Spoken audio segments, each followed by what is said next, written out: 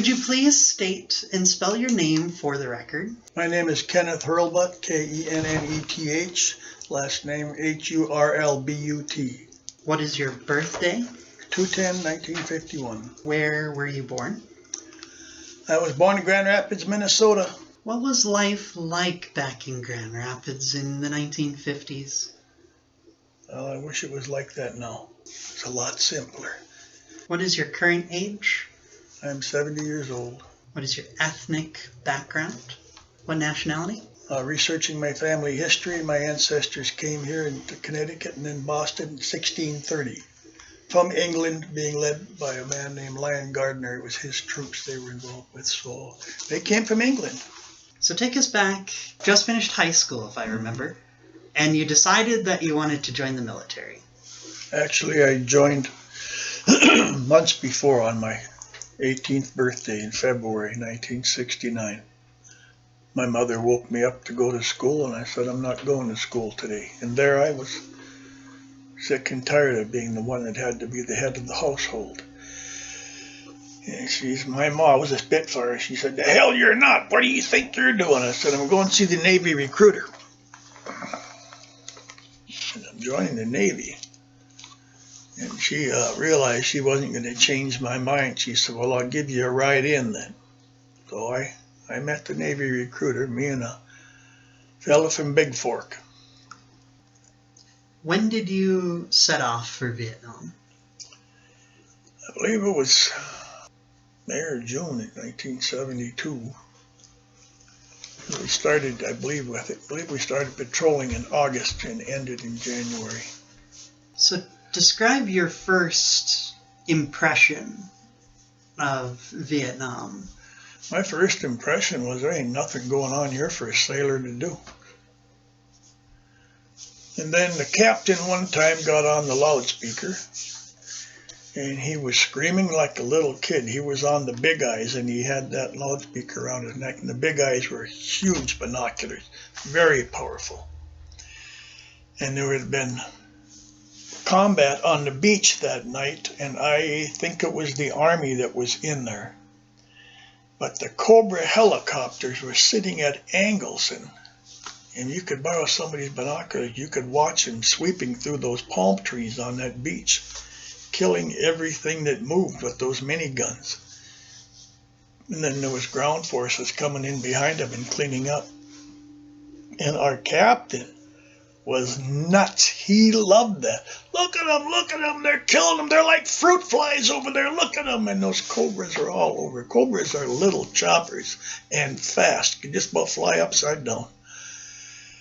And that's where their main combat ships were. It was the Cobra. Well, I shouldn't say that, but the ones we saw were. And I don't know much about what went on over there on the ground from being out there. But he loved watching that stuff go on.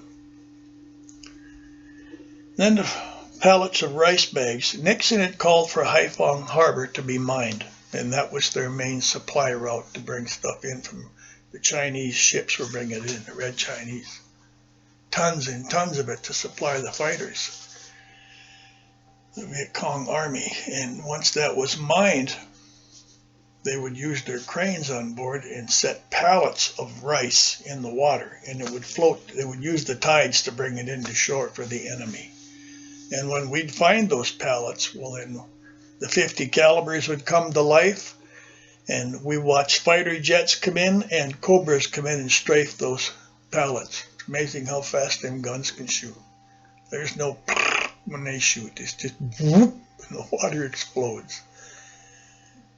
And the first time we found them, they said, let's bring those rice bags on board. We sent the boat over, our small boat, the motor whale boat they call it, and we were going to hook it up to the jib, the crane, and brought them on board and made bunkers of rice bags around the 50 caliber machine guns. So now these guys had a little protection.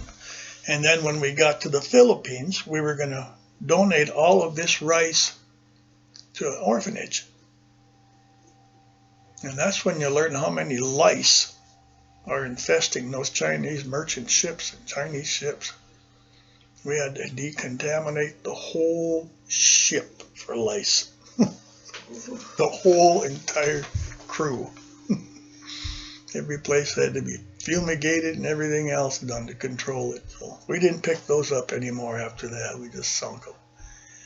And the captain loved that too. There's pictures of him in the cruise book standing up with the M1 Durand firing at the rice.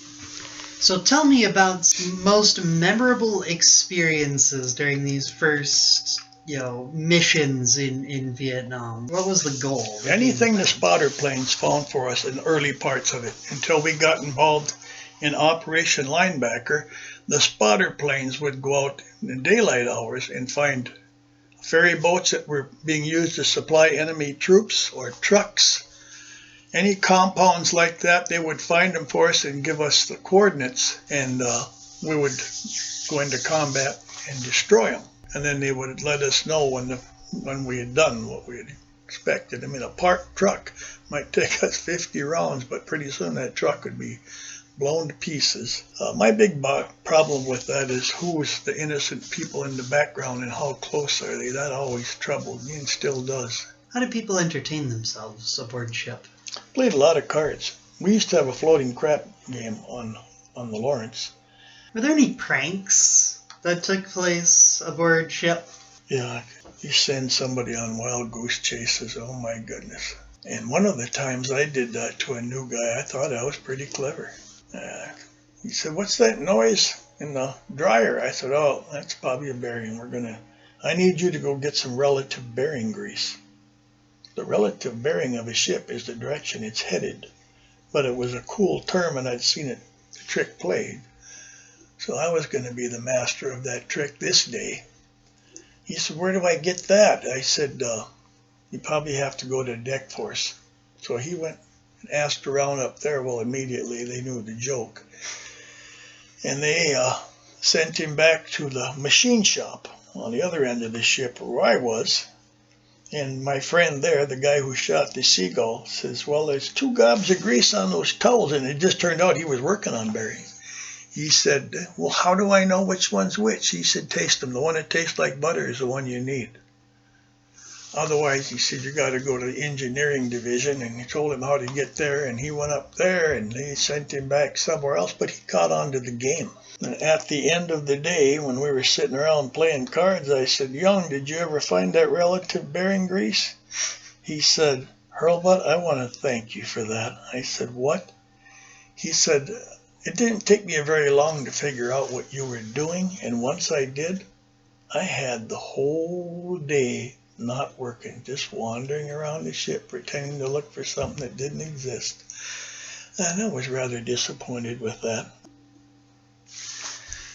Someone wrote a long time ago, and I can't remember who it was, "The sea never lets go of her children." I believe that.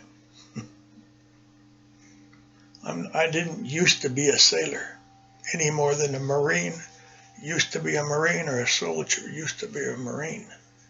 That doesn't go away. We took an oath of enlistment, and that doesn't stop.